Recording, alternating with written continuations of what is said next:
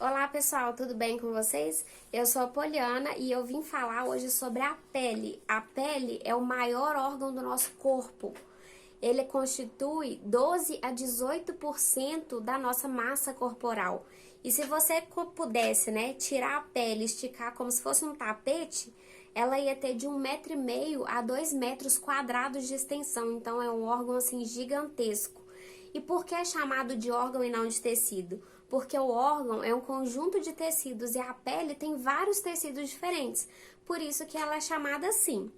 Mas antes, já curte esse vídeo, se inscreve aqui no canal, envia para os amigos e aperte o sininho para ativar as notificações. Então, vem comigo!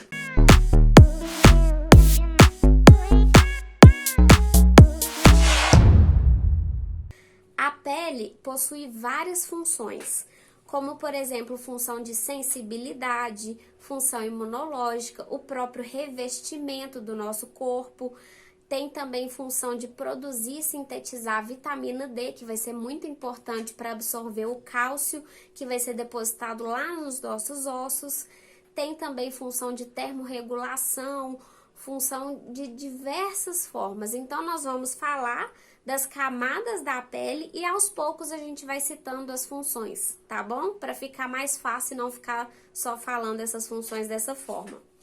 Então, a pele ela possui 3 camadas: a epiderme, a derme e a hipoderme. Só que a hipoderme, também chamada de célula subcutânea, nem sempre é considerada uma camada da pele, né? Às vezes é considerada uma camada separada. Mas alguns lugares também falam que é da pele, então vamos considerar da pele, tá? Então a pele tem essas 3 camadas: epiderme, derme e hipoderme. Vamos falar primeiro então da epiderme. A epiderme é composta por tecido epitelial, estratificado, pavimentoso, queratinizado. Tecido epitelial porque as células são justapostas, ou seja, elas são coladinhas ali uma nas outras. Ela também é avascular, que é uma outra característica do tecido epitelial. Não possui vaso sanguíneo, então a epiderme não sangra. E além disso, possui intensa atividade mitótica. Essas células se dividem muito para poder renovar. Então, é um tecido epitelial estratificado porque constitui de vários estratos, pavimentoso pelo próprio formato das células, e queratinizado porque 80% das células da epiderme são constituídas por queratinócitos. Então, nós vamos pensar na epiderme como se fosse um muro. A gente vai ter a base do muro seguida de várias camadas de tijolos. Na camada da base do nosso muro é chamada, obviamente, de camada basal. E nessa camada basal nós temos 3 tipos de células: os queratinócitos, os melanócitos e as células de Merkel. A gente vai pensar da seguinte forma: a camada basal, ela vai ter um formato mais cilíndrico, né, que a gente chama de células cuboides ou colunares. E essas células elas vão se achatando até chegar na superfície. Então, nessa camada basal, que é uma camada de células, são células colunares ou cuboides. Os queratinócitos eles vão estar se multiplicando muito para poder renovar os queratinócitos das camadas acima. Os melanócitos, se você pensar no formato dele, você imagina um polvo de cabeça para baixo, com os tentáculos todos indo para a camada de cima e vai produzindo melanina. Essa melanina vai indo para esses tentáculos para poder passar para os queratinócitos. E uma coisa muito importante, essa melanina geralmente ela fica superior ao núcleo, que é a função dela é proteger, né, o núcleo dos raios ultravioleta. Então, essa proteção contra raios UV é dada principalmente pela melanina. E as células de Merkel são mecanorreceptores para receber sensação de tato. Então, nós temos essas 3 células na camada basal: os queratinócitos, as células de Merkel e os melanócitos. Depois, nós vamos para um estrato chamado estrato espinhoso. As células, os queratinócitos dessa camada são em formato poliédrico, com várias quininhas, e essas quininhas se assemelham a espinhos, por isso chamado camada espinhosa, tá? E esses espinhos têm a função basicamente de manter ainda mais unidas essas células, que é uma característica que a gente falou do tecido epitelial. E essa união gera uma resistência para a nossa pele, que é uma outra função, função de resistência.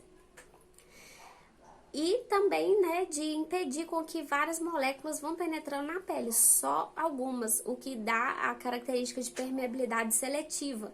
Nem todas as moléculas conseguem penetrar na pele. Além disso, nessa camada espinhosa, nós temos ainda uma outra célula, chamada célula de Langerhans, que é uma célula dendrítica. Ela é como se fosse uma ameba que vai liberando várias patinhas. Essas células, elas basicamente fazem o seguinte, apresentam antígeno. São células apresentadoras de antígeno. Então, ela pega um antígeno, que é, por exemplo, uma bactéria, algum corpo estranho, e mostra para o linfócito T e fala assim, aqui, linfócito T, um antígeno, agora você pode fazer seu trabalho. Então, os linfócitos, eles vão começar uma resposta imunológica nesse caso. Então, essa é a nossa camada espinhosa. Depois, nós vamos ter uma camada granular ou granulosa. Nessa camada, os queratinócitos, eles vão estar quase que preenchidos por grânulos de querato e hialina, que é uma pré-queratina, né? Porque essas células, à medida que elas vão sendo formadas, elas vão produzindo queratina.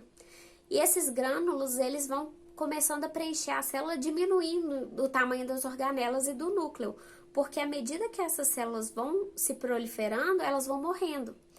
Então, essa é a principal função dos queratinócitos, produzir a queratina, e nessa camada eles estão preenchidos por esses grânulos. Além disso, eles possuem alguns corpos lamelares que vão armazenar, né, lipídios que vão ser excretados para a superfície da pele para manter a pele nutrida e protegida também. Além disso, depois que a gente tem a camada granular, nós vamos ter a camada córnea, ou extrato córneo. Nessa camada, as células foram totalmente preenchidas por queratina, elas não têm mais núcleo e não têm mais organelas. É uma camada de células mortas, porque essas células, elas vão estar só queratina. Basicamente, sua composição vai ser queratina, então essa camada vai ser dessa forma, tá bom?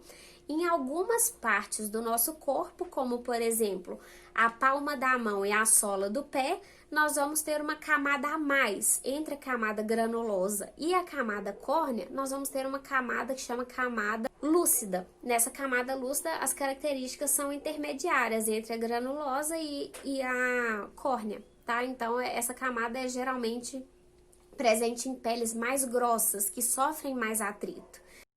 E à medida que essas células vão sendo produzidas, elas vão sendo eliminadas também, como por exemplo na esfoliação, na lavagem de mãos, na lavagem do corpo, essas células vão sendo eliminadas da superfície para que as células que são produzidas lá embaixo vão subindo e substituindo elas, tá? Então a nossa pele é renovada em um tempo mais ou menos de 20 a 50 dias.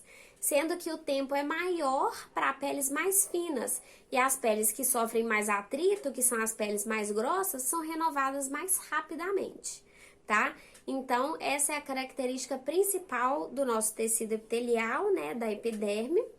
E agora nós vamos passar para a derme. A derme, ela possui somente duas camadas de tecido conjuntivo. Ela é unida com a epiderme dessa forma. Quando a gente tem essa... Tá vendo que aqui tem várias ondinhas? E uma encaixa na outra? É assim que a derme e a epiderme se unem. A epiderme forma, né, cristas epidérmicas, que são como se fossem valas. E a derme forma papilas dérmicas, que vão preencher essas cristas, tá? Então, aqui nós temos a crista epidérmica e a papila dérmica, tá? Beleza? Então, essa parte que tem as papilas dérmicas é chamada de derme papilar. Ela é composta principalmente de tecido conjuntivo frouxo, onde as fibras que possuem no tecido conjuntivo, que são as fibras elásticas, reticulares e colágenas, elas estão mais espaçadas, elas não estão totalmente aderidas. Já na camada, né, reticular, essas fibras, elas estão mais aderidas. E ela é formada por tecido conjuntivo denso não modelado, porque essas fibras são unidas de forma não organizada. Isso gera resistência para a nossa pele. Então, a camada papilar, ela vai gerar uma maior elasticidade, enquanto a camada reticular uma maior resistência. A gente entende da seguinte forma: se você puxa a pele da sua mão, ela chega num ponto que não estica mais. Então, essa é a resistência da nossa pele, isso é dado pelo colágeno. Quando a gente solta, a pele volta à posição normal. Isso é dado pela elastina, pelas fibras elásticas da nossa pele. Elasticidade é a capacidade do tecido voltar à sua forma original. Quando a gente pensa numa pele mais velha, uma pele idosa, esse tecido ele é mais frágil, ele é mais rugoso e ele não é tão elástico mais. Tenta puxar a pele da mão da sua vovozinha lá para ver se ela volta rapidamente para o lugar. Não, ela volta de uma forma mais lenta, porque tem menos fibras elásticas. Além disso, como a gente viu que a epiderme ela não é vascularizada, ela tem que receber nutrição de algum lugar. Então, a derme ela possui vários plexos de vasos, né? Vários plexos que vão nutrir a epiderme por difusão. Tem, inclusive, os plexos subpapilares, que estão ali mais próximos, que vão fazer essa difusão de uma forma mais próxima, mais rápida. Então, ela é extremamente vascularizada. E o que isso influi também? Quando está muito frio, esses vasos, eles contraem. Por isso, vai menos sangue para a pele. E quando vai menos sangue, essas camadas de cima são menos nutridas. E além disso, a nossa pele fica mais azulada, porque está com pouco fluxo sanguíneo. E isso acontece para que o corpo dissipe menos calor e acumule mais. Já no calor, a gente fica vermelho, né? Quando a gente fica vermelho é porque os vasos da nossa pele, eles dilatam para poder eliminar calor e o nosso corpo não superaquecer. Então, essa termorregulação é dada também pelos vasos que tem na nossa derme. Além disso, nós temos glândulas, que são a glândula sudorípara ou sudorífera, que vai eliminar suor para também dissipar calor. A glândula sebácea, que está ligada ao folículo piloso. Se você não viu o pelo ainda, vê nesse vídeo que eu vou deixar aqui para vocês, porque lá eu já falei toda a estrutura dele. Então, a glândula sebácea, ela tá unida ali e vai sair pelo ducto formado pelo pelo, para ir para a superfície da pele, para também realizar uma nutrição ali daquela pele. E ali nessa pele vai formar, então, um manto hidrolipídico pelo suor, água e todo esse sebo que é e o lipídio, né, pelos corpos lamelares, lá da camada granulosa, que vai ajudar a nutrir, hidratar e manter a pele sempre lisinha. Tá? Então, com o passar do tempo a gente vai perdendo água, perdendo gordura, essa pele ela vai ficando mais ressecada, menos nutrida, menos hidratada. E além disso, uma outra função muito importante que tem principalmente na derme são as terminações nervosas gerando sensibilidade. As terminações nervosas livres, elas estão também na epiderme. E elas têm a função principal de sensação de dor. Já nós temos também terminações nervosas encapsuladas, que são os corpúsculos. Os corpúsculos de Meissner, eles estão localizados nas papilas dérmicas. E ele tem a função de sensação de tato. Em relação aos corpúsculos de Pacini, Ruffini e Krauser, eles estão na camada reticular. O de Pacini tem função de vibração e de pressão. O de Krause tem função de sensação ao frio e o de Ruffini sensação ao calor e à distensão. Então, nós temos diversas terminações nervosas na pele, dando então a característica de sensibilidade. Então, a gente já viu que a derme tem diversas funções e por isso ela é chamada de casa de máquinas da pele, porque ela tem muitos órgãos gerando várias funções. Além de todas essas estruturas, a derme ainda possui células. Ela possui fibroblastos que vão produzir as fibras colágenas, elásticas e reticulares. Possui plasmócitos e leucócitos que vão produzir anticorpos, né? Possui também macrófagos, células mesenquimais indiferenciadas que vão realizar a divisão e formar várias outras células. Então, essa derme a gente já terminou de ver. Agora nós vamos ver a hipoderme. A hipoderme é a camada que possui tecido adiposo, né, formado por células adipócitas. Ele é dividido em duas camadas. Uma camada areolar, que é mais superficial, que possui um maior número de vasos sanguíneos e eles são mais delicados. Entre, então, essa camada areolar e a camada inferior, que é chamada camada lamelar, tem uma face que chama face superficial, tá? E é na camada lamelar que acontece o acúmulo de gordura. Esse acúmulo de gordura é muito importante porque ele possui reserva de energia. Quando o nosso corpo ele já gastou toda a glicose disponível, ele apela para a gordura. E o metabolismo da gordura é principalmente oxidativo, então ele é queimado mais rapidamente quando se faz um exercício aeróbico. Então, essa camada, ela possui então um reservatório de energia. Além disso, é uma camada que vai ser um isolante térmico. Se você parar para pensar, os gordinhos sentem menos frio, justamente porque essa camada é um isolante térmico. Além disso, ela também auxilia no cuidado, né, com os choques. Quando, por exemplo, você cai e você tem pouco tecido adiposo, a chance de você ter uma fratura, uma lesão é maior. E também são tecidos que modelam o corpo. A gordura modela o corpo, principalmente quando você compara a quantidade de tecido adiposo em homens e mulheres. Mulheres têm mais tecido adiposo na região de glúteos, na região das mamas, na região da cintura, quadril, né? E isso permite um formato diferente do corpo de um para o outro.